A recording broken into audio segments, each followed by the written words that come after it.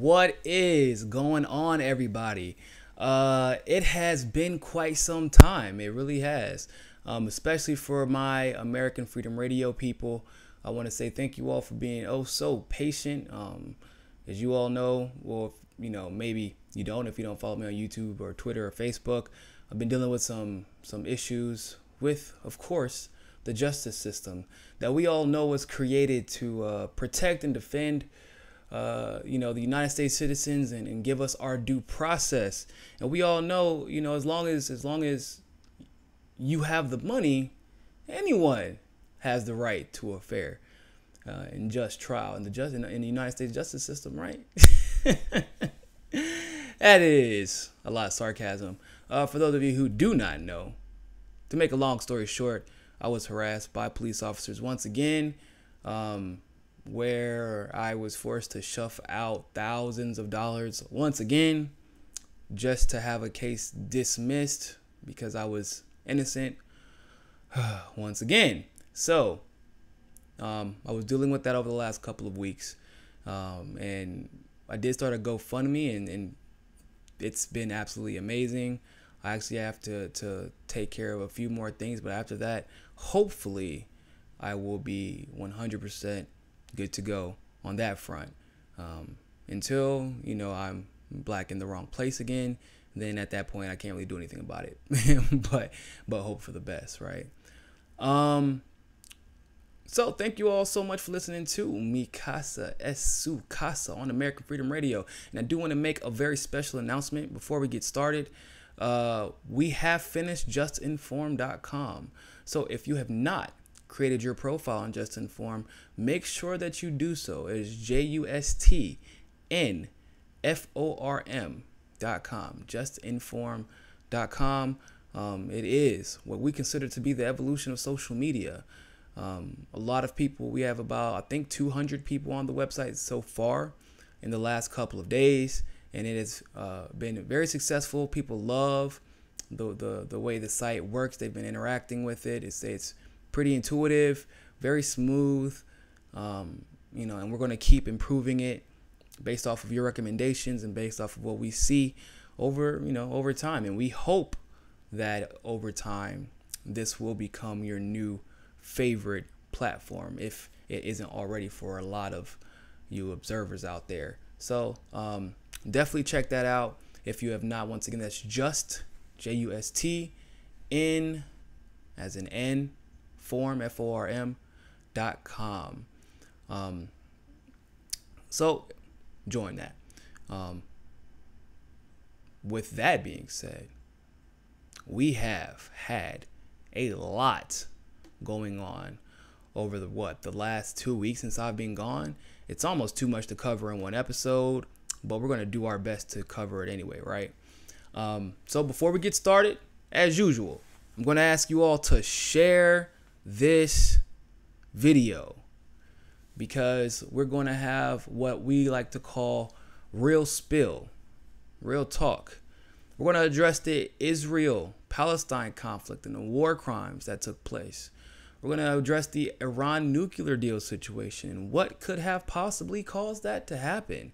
And we're going to explain how that could be, and probably is, and more than likely is, linked to some of the activity we've seen in Venezuela as of late. And we have a very special guest this evening. However, that is going to be on American Freedom Radio exclusively and Facebook Live. So if you were not following me on Facebook, make sure that you do so at Niko, Niko, D as in dog, and house. That's my Facebook page. So you can follow me there. And the reason why is because we're actually going to be broadcasting to both of our audiences simultaneously. And he will be calling in to American Freedom Radio. So if you are an American Freedom Radio, then you will be just fine.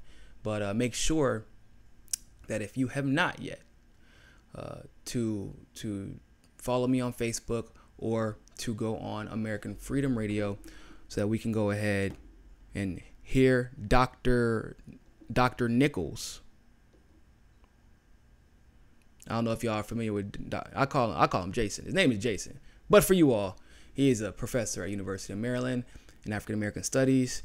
And we're actually going to have a conversation about the royal wedding, because there's been there's been a lot of controversy surrounding it, and people talking about what we should and what we shouldn't be happy about and all that good stuff, and how we should view it, and in regards to race, in regards to how they've kind of treated poverty, or the impoverished, I should say, during that wedding. I think that it's a conversation that needed to be had, because I don't feel like from an educated perspective, because a lot of people have that conversation, they just sound petty. We want to explain, I have the way I feel about it, and he does, and for the most part, it feels like we're on the same page there. But I definitely want to hear his perspective on it, and I'm sure you would as well. So I want to start off with the Israel-Palestine conflict. But you know what? It's almost time to stop calling it a conflict at this point, because it's genocide, right?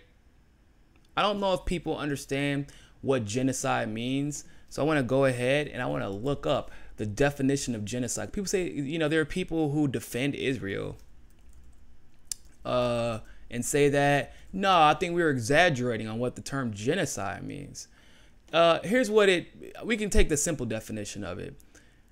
The deliberate killing of a large group of people, especially those of a particular ethnic group or nation.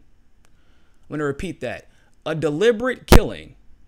So what do you feel like setting up a group of snipers to kill people who are, throwing tires, I guess, and rocks? They set up snipers and pick them off one by one. Adults and children alike. A deliberate killing of a large group of people, especially those of a particular ethnic group or nation. Arab Palestinians. I mean, just by that, we can go into the academic definitions of genocide, but that pretty much covers it, I think, right? And I think that we can all agree that it's pretty deliberate. And calling this a conflict, in my opinion, gives the impression that both sides stand an equal chance at victory. And it takes away the reality that the conflict is, that the enemy of Palestine, the enemies are the enemy of those that are in the settlements is just Israel, when it's not Israel. It is the entire Western world, but most notably, it is the United States and Israel. It is the United States backing Israel. It is the United States vetoing any opportunity the UN tries to take to investigate the situation between Israel and Palestine further. It is not a conflict, ladies and gentlemen. It is a genocidal massacre that is occurring between Israel and Palestine right now. And for anyone, I saw a video the other day, and it made me absolutely livid. It made me she's American, but she's one of the, so there's this weird thing in Israel, right, where there are American Israelis who go back to Israel to serve in the military, or they go back to Israel to learn Hebrew, and obviously get to know their culture, but they still, so that they can maintain both the Israel and American citizenships and be able to travel back and forth whenever they like to travel back and forth. So it was a girl who got pretty much famous in Israel because she's American, and she pretty much talks about all right-wing, like Israeli talking points. It's propaganda, and of course she's like young, cute, like Ashkenazi Jewish, which is white Jewish girl, and all the Israeli radicals just loved her. The Zionists simply adore her and think that she's speaking the truth. The talking points like, what do we do? What do they do with all the money we give Hamas and the Palestinian government? What money? First of all, the claim that the Israeli government is giving the Palestinian government, and I use that term very loosely because the United Nations refuses to allow them to be sovereign, but they give the Palestinian leadership supposedly all this money, and they say they use it to build bombs and nuclear weapons or and missiles and for weapons to use against Israel. And I'm thinking to myself, give me a second. We give y'all a lot of money too. First of all, let's be clear about that. The United States, we give y'all a lot of money. And what do y'all do with it? Y'all build bombs and enrich yourselves and your military and grow your weaponry and use those against Palestinians. So I'm not really sure where that, if we want to talk about, analogous, then in that regard, if you want to talk about that Hamas, the terrorist group, using the money you're giving them against innocent people, you're doing the same thing, like based off of race, ethnicity, region, religion, whatever. You're doing the same thing with our money. So let's be very clear about that. But even still, this, mind you, people, this is in response to the 50 innocent people being killed. That was her logic. What is Hamas doing with all that money that we're giving them? Which I don't believe that. I mean, if you want to, because obviously I don't live in Israel and I'm not in the Israeli government's books. But given what I know about, like, just the patterns of corrupt leadership and the claims that they make about what they are and what they aren't doing for oppressed people in their region, I would venture to say that they're giving as much money to Palestine, like the Israeli government is giving as much money to Palestine as the Clinton Foundation or the Red Cross gave to Haiti, if you catch my drift. As in, the books may say one thing, but what is actually happening is an entirely different thing. Like, the money that is actually being transacted is it's negligible. So, but that was her response, and I wish I can remember her name, but I don't want to give her any more fame. So, but I do want to say that is scary. That was her response to 50 people being killed. It's Hamas's fault that our Israeli government sniper killed 50 people. I'm not sure how that adds up. I don't understand the logic there. Because how many Israeli casualties were there, people? I mean, I know I'm not like a fantastic when it comes to math, but I know how to count to zero because that's how many casualties there were. You have not seen one single publication that claimed an Israeli casualty. And yet 50 Palestinians were dead. And when we explain to these people that these are innocent people, their excuse for those supposed people that unfortunately are no longer with us, their excuse for their murder, because that's what it was murder. Their excuse is they're not innocent. They were throwing rocks. They're not innocent. They threw a tire that was on fire and hit the wall and fell down. So our snipers, they got nervous and they just shot everybody.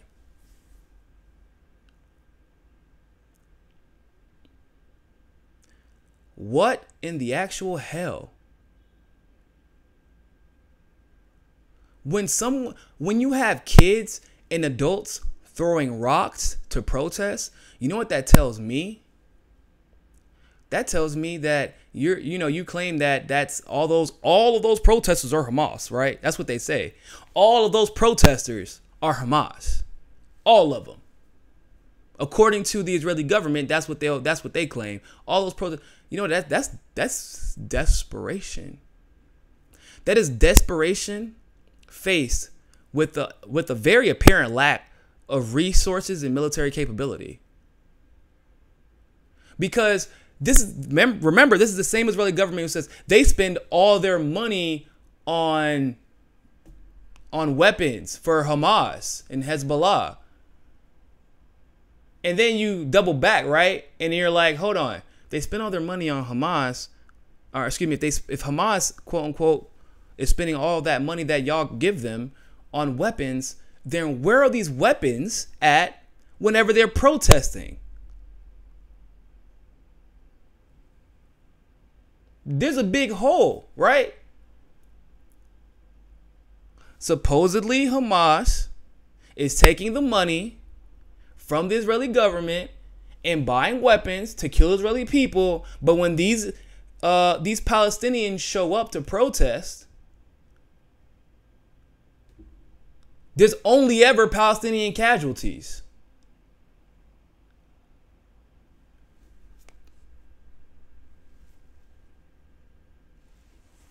And when the United Nations decides that they want to investigate, the United States decides it wants to try to veto.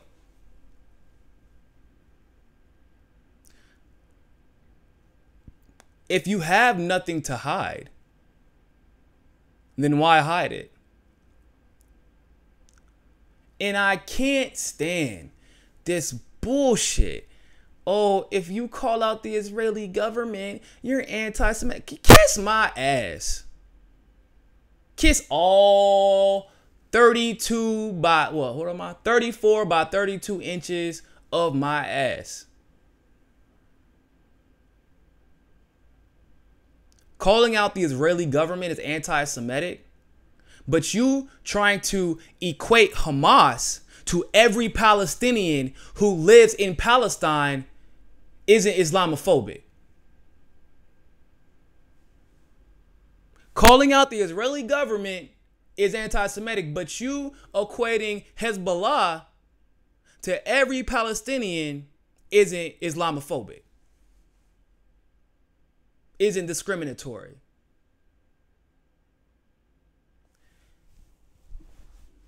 For those who continue to use this twisted logic that somehow there is some type of equity or even a sniff of equality between Israel and Palestine, I need you to wake the hell up. People say, why doesn't Palestine just have its own government? You know why? Because the United States won't allow them to be sovereign. How do you think this all works? The United States refuses to acknowledge Palestine as a sovereign government, and therefore the United Nations refuses to acknowledge Palestine as a sovereign nation. People might say, well, how does that work? Because the United Nations is really centered around the Security Council. Guess who is a permanent member of the Security Council, and all permanent members have veto power? The United States. As a matter of fact, that was one of the stipulations we put in place in case really when we wanted Israel to be made a nation in the sense that it is right now.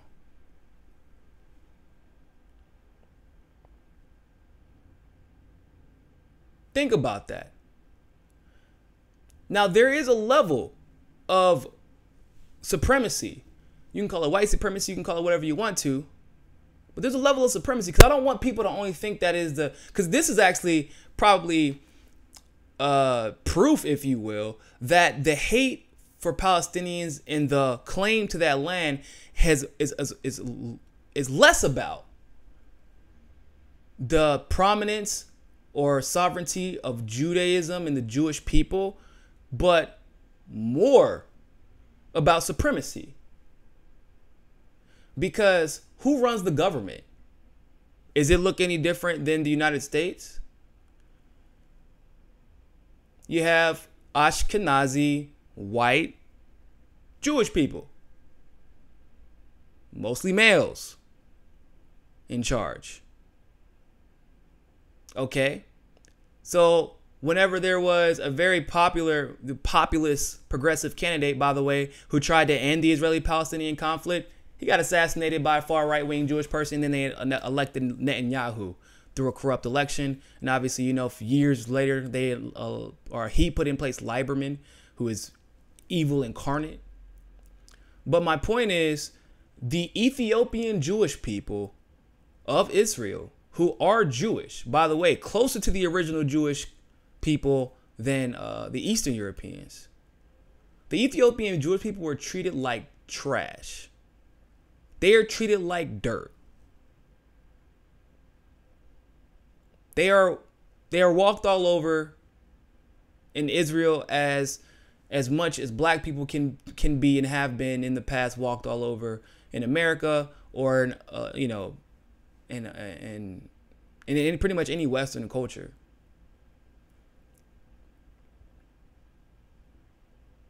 This is a fact. So what the Israeli government is doing is genocide. I mean, I'm sure that many of you heard that they were trying to pay Africans in Israel to leave. This isn't like there just came out an article just recently released that said Israel was sterilizing Ethiopian immigrants who were Jewish. They were sterilizing the women as part of the agreement for them to be able to stay in Israel. Mind you, anyone else who, if you're white and you claim to be Jewish, you just walk in and say, hey, I'm Jewish. Can I go on my birth right now? I think I want to stay. I'll serve in the Israeli military for 2 years, and be able to get all the benefits of Israel and all the benefits of America or whatever respective Western nation that they're from. And these people claim to be the victims. When you have the nuclear weapon, you have all the American intel, you have all the American backing, you're under our nuclear umbrella as well as your own. And the people who are throwing rocks at you are the terrorists. I feel like as a person of African American descent, I feel like a special connection to that situation because this is apartheid. This is an apartheid attempt. Well, really is an apartheid, but I would say it's still an attempt because these people are still actively fighting. Very similar to what we've seen in South Africa, but what we have seen across the world with colonialization.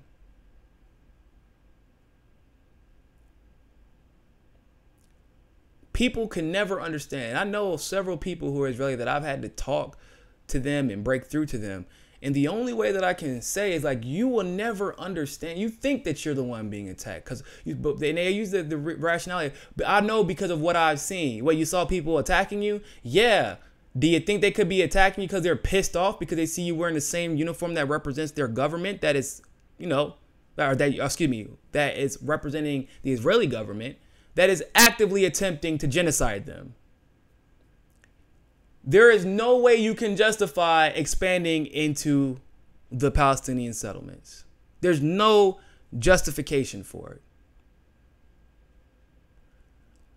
I asked very simple questions. Well, what do their IDs look like compared to yours? Because it's funny because you can make so many Holocaust references and they still won't get it.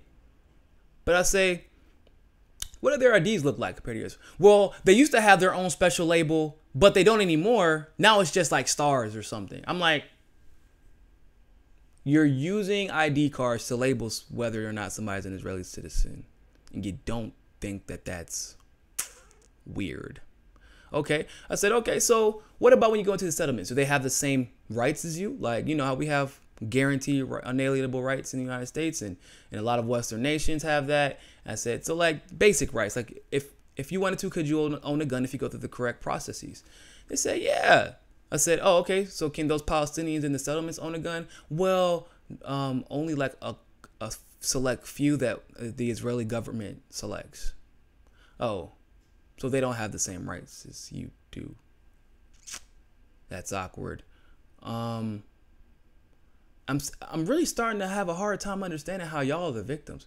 Well, if we didn't defend ourselves, we put out our arms, then everybody in the world would destroy us. everybody in the Arab world could destroy you right now. And I think that there is a gross underestimation or overestimation by how much, like, people think that the Arab world for some reason is just because of the corruption of like Saudi Arabia and a select few nations and a select few leaders, by the way, which most of the extremist ones that have caused problems over the last 70 to 100 years were put in place by us. In case you didn't know,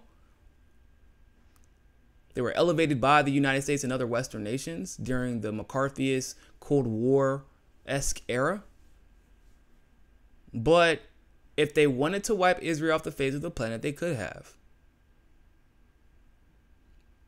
And anyone who is claiming that calling out the Israeli government makes you anti-Semitic while simultaneously claiming that Hamas is representative of the entire group of, the entirety of the Palestinian people, or that Hezbollah is representative of the entirety of the Israeli people or the Palestinian people, you were a hypocrite.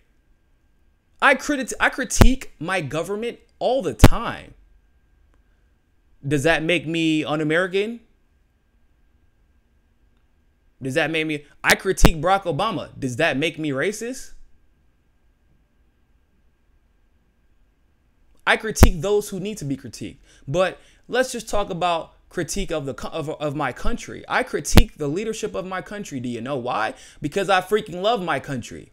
I want my country to be successful. I want the people to be safe, and I understand that the balance of power is tipped in our favor, and therefore we have a greater responsibility to practice restraint and altruism.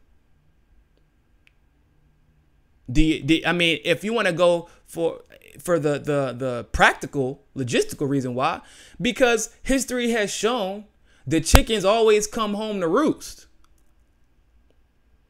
There's only so much that you can do, like that you can continue to do wrong and expect no one to retaliate. To expect to be in the position of power that we have been in and that we are currently in for eternity is laughable. History has proven that. One day, it's going to be us on the other side of that barrel of the gun.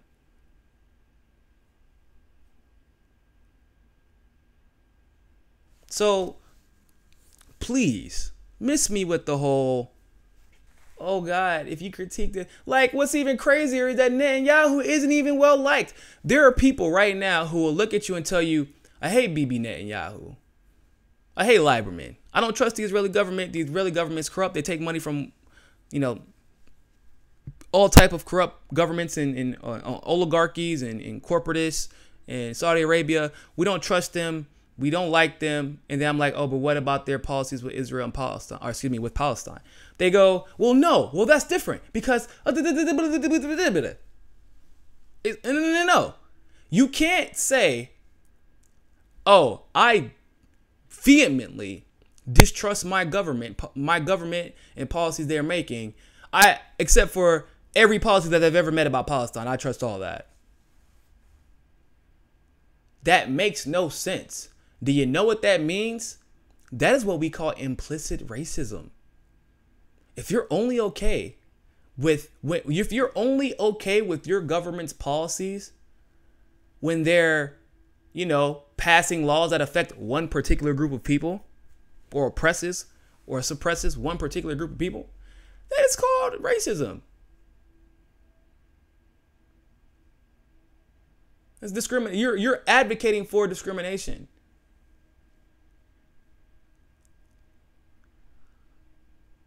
I want to move on. The Iran nuclear deal is supposed to be kaput, and I am not as concerned with the deal being kaput. I don't think that that's going to put anybody in immediate danger, and I think that's not what we should be focusing on. I think it's actually, like, if Iran once again wanted to use a nuclear weapon on us, what are we going to do? I am in the camp that Iran wants a nuclear weapon because they want to defend themselves in case Israel flies off the damn handle because Lieberman is a psychopath. Netanyahu is right there in the crazy house with him.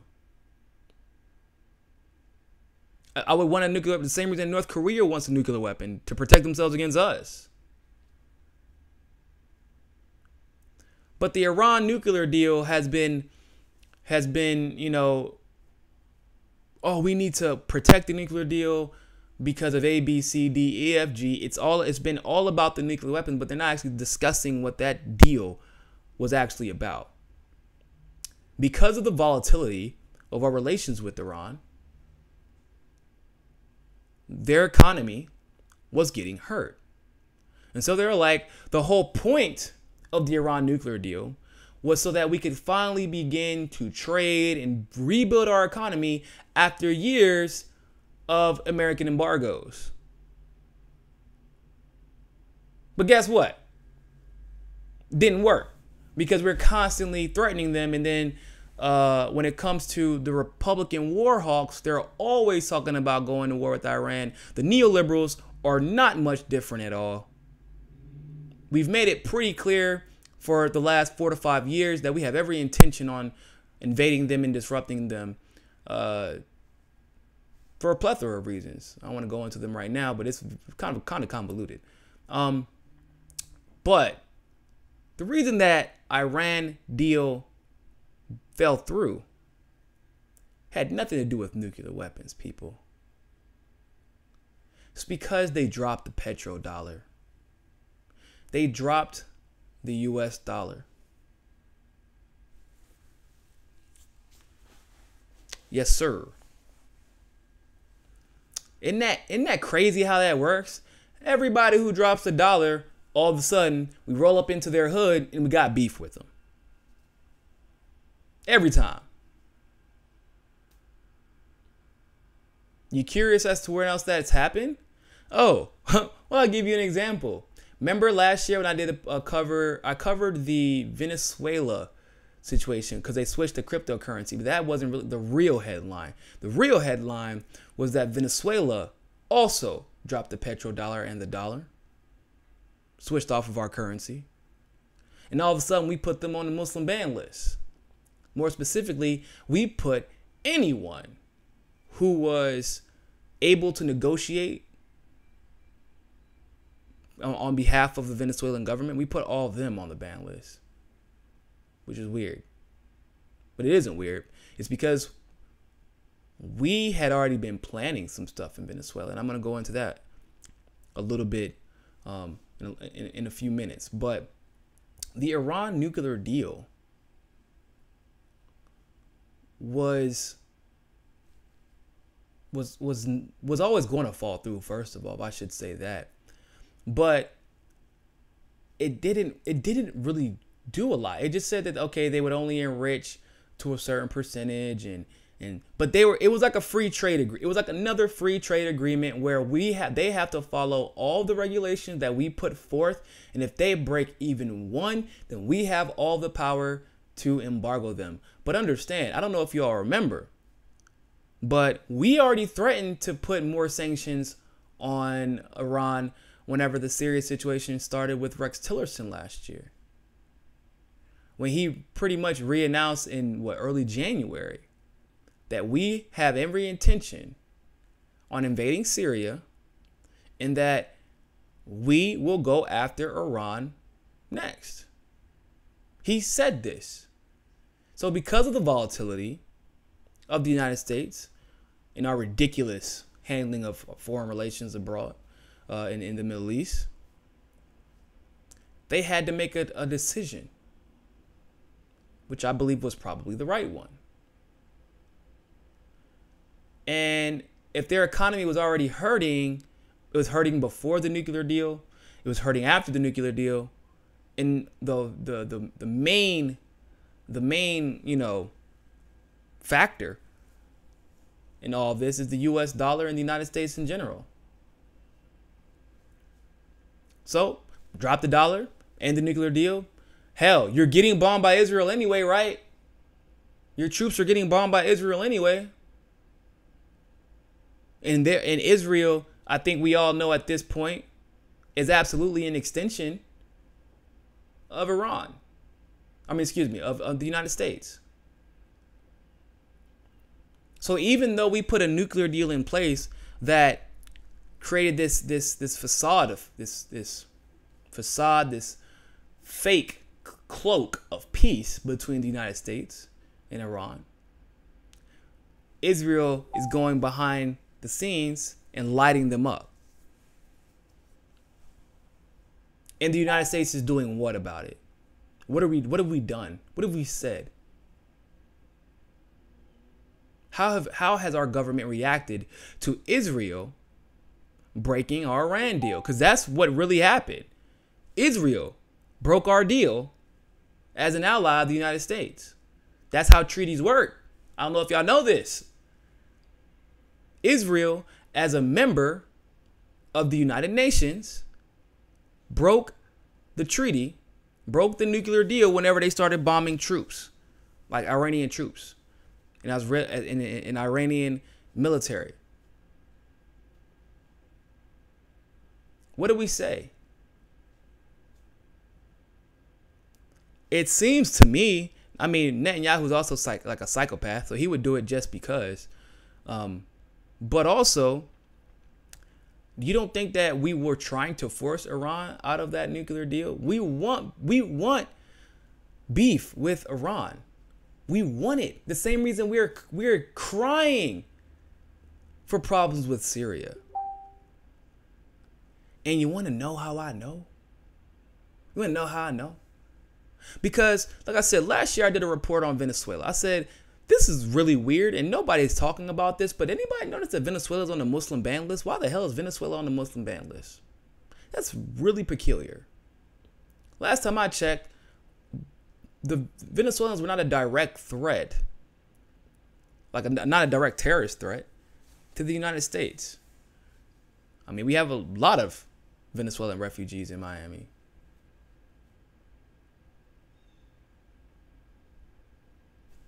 Never really felt threatened by them. But that was the same time they dropped the petrodollar. Now, there was another report that actually came out. Believe it or not, it was reported by Fox News. And it said that there were some troops hanging out in the jungle, like doing jungle training. It was around the same time that I made that report. Now, I have some insider information from the island of Trinidad that says that there are now, as of less than a couple of weeks ago, United States troops conducting training operations in the jungle. Which, by the way, if you don't know, Trinidad is like near Venezuela. We have a special forces base there that we've launched people from. That's where we launched in the Battle of Grenada. That's where we launched when I want to say the Nicaragua, the Contra conflict with the Contras. Yeah.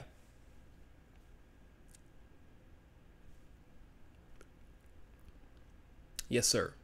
So, Venezuela drops the petrodollar, drops the dollar, goes to cryptocurrency because we're acting ridiculous, and well, our State Department kind of screwed their government, so you can't really blame them. And what do? We start putting troops in place to start training in the jungle because it is very likely that we will end up in Venezuela. Iran drops the dollar, drops the petrodollar as well, which means they're dropping relations with Saudi Arabia, because that's where essentially the petrodollar means that if you're going to buy any type of oil from Saudi Arabia or anybody connected with them, then you have to do it through the United States dollar, U.S. currency. So Iran drops the U.S. dollar and the petrodollar, and boom, all of a sudden we end the nuclear deal and we got problems with them. So we're seeing the consistent this consistent pattern of anyone who plays with our oil money, anyone who tries to devalue or lessen the value of our currency, we try to destabilize their government. Do you think that the Iran sanctions hurt the elite of Iran, or do you believe they hurt the people? Sanctions hurt people. Do you think that the sanctions against North Korea hurt the government of Korea, or did it hurt the people? The Cuban embargo, same thing. And funny enough, except for North Korea, almost every embargo that we've had against nations has been against a democratic, hyper-progressive, anti-segregation, discrimination, pro-equity and unity leadership. Look at Syria. I mean, we can really go down a list, but that's how it plays out. So the inside sources are telling us that we're doing, jungle training right now near Venezuela. And that was just confirmation, because Fox News, like I said, actually did report that last year, but it kind of flew under the radar. But what this really should show everybody is, once again, we should be thankful that Hillary Clinton did not win this presidency, because good God Almighty, we would have been screwed. We know for a fact there is no North Korea deal, even potentially. And right now, the North Korea deal may get blown up because Bolton is talking about we should do the same thing to North Korea like we did in Libya. It's like, hold on, for what? For why? What reason? We're good. We have peace. South Korea and North Korea hug, they kissed, they make up, they held hands, jumping across each other's border. But we need to take a Libya approach.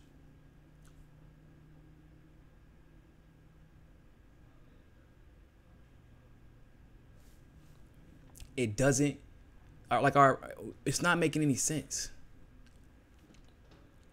I mean, it does. It makes perfect sense. But it's, how long can we keep this up?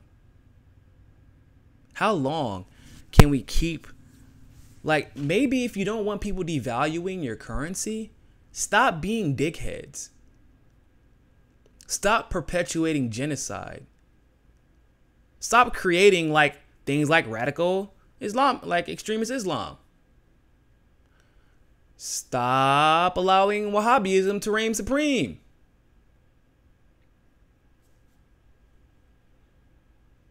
Stop rendering the United Nations useless every time they try to hold, Israel or Saudi Arabia. Whenever they try to hold anybody accountable, the United States renders the United Nations useless. Oh, but when they want to investigate Syria, the United States is the first one. We'll start the investigations. We'll host them too. In fact, we'll send our own people in. The United Nations, y'all can sit this one out. We got it. Don't worry about it. Nah, bro. Nah. There's only so long that this will keep up before the chickens come home to roost. And that is a fact. Somebody just said on YouTube, Julie Love actually reported that apparently Damascus has been totally liberated today in Syria. So that's awesome. Good stuff. Good stuff. Definitely looking forward to some more breaking news about that. But our foreign policy has been a joke It really has. And that Iran nuclear deal, I'm kind of glad. I'm glad from the perspective of it's the Iran nuclear deal was as credible and was as useful as the as NAFTA, as NATO, as any other, as the TPP. All it was a power flex by the United States under the guise of an agreement within the United Nations. It was the illusion of choice. It wasn't an actual choice for Iran, because what would Iran do otherwise? They have to feed their people. And the sanctions were taking their toll. But the only reason, I mean, oh man, we can go on for days about it. Like I said, every time they democratically elected a leader, or every time that Iran has had someone in power who tried to do as much as they could to nationalize their economy, to take control of what is theirs, which is their oil supply, we have utterly destroyed any possibility of that happening. And then after we destroy any possibility of them taking control of their own economy, we put people in power to make sure it stays that way, and then we enact sanctions. And then, on top of all that, we say, if you work with Syria, we'll put even more sanctions on you. Oh, but by the way, Israel's going to shoot you from behind, about once a week. Ignore that. We don't want you to get all worked up. They're just going to launch some missiles at your soldiers, and you just need to deal with that. Well, you're not going to call that out? Nah, we're going to chill on that. We don't want, they feel like they're victims, and if they feel like they're victims, we have to back them up.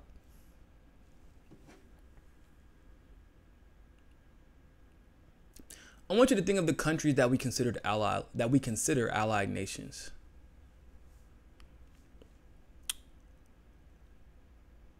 Like legitimate allies, not like we colonized them, but like legitimate allies. So I don't consider like India an allied nation, for example. They're like kind of like still a British colony, pretty much. I don't consider South Africa an allied nation. But I want to consider like our legitimate allies. If we went to war right now, they would ride out for us. So you have Western Europe, okay? Saudi Arabia, I guess. Israel. And most of the UAE, and that's because we have military bases there. In China. And somewhat Korea. I don't know if we consider Korea allies, as much as we just like kind of took over their area. But my point is, you ever notice how very specific our allied, like no African nations, 0 African nations. Like I said, I don't consider South Africa an ally because like they're only an ally economically, and they're really only an ally economically because of the apartheid. But like Mexico really isn't an ally with us. I wouldn't consider us allies. They wouldn't go to war just because we went to war. None of the South Americas or Central Americas would. Oh, and Canada. I guess Canada's an ally. So essentially, white ruled nations. Saudi Arabia, which once again can't really count because Wahhabism is a direct spawn of British empirical rule that was put into power by Great Britain. So Saudi Arabia, by the definition, by the standard that I've set, that doesn't even count.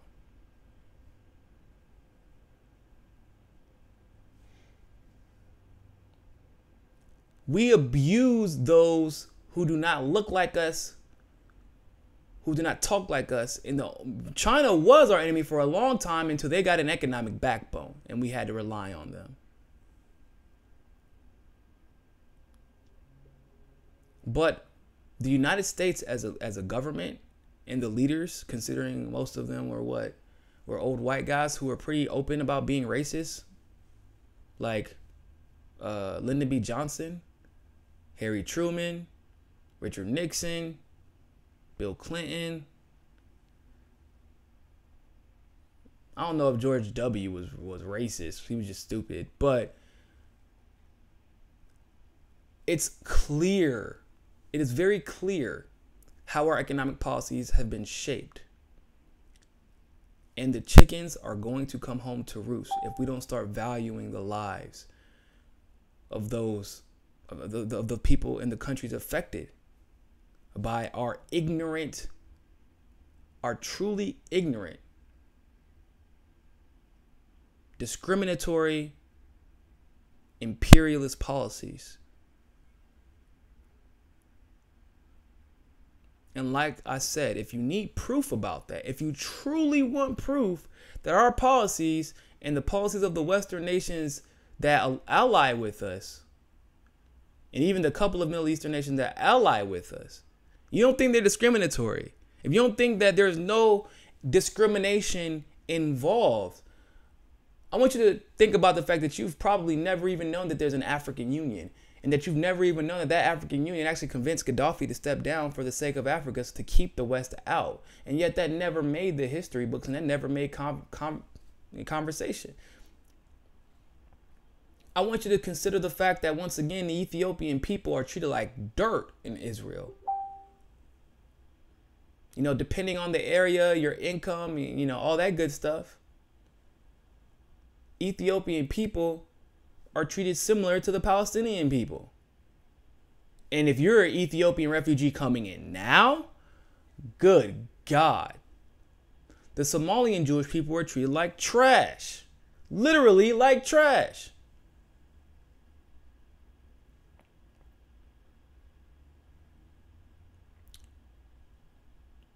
Think about blacks, how blacks are, you know, treated in America, by and large. Think about the fact that the United States fought on behalf of the apartheid against Nelson Mandela.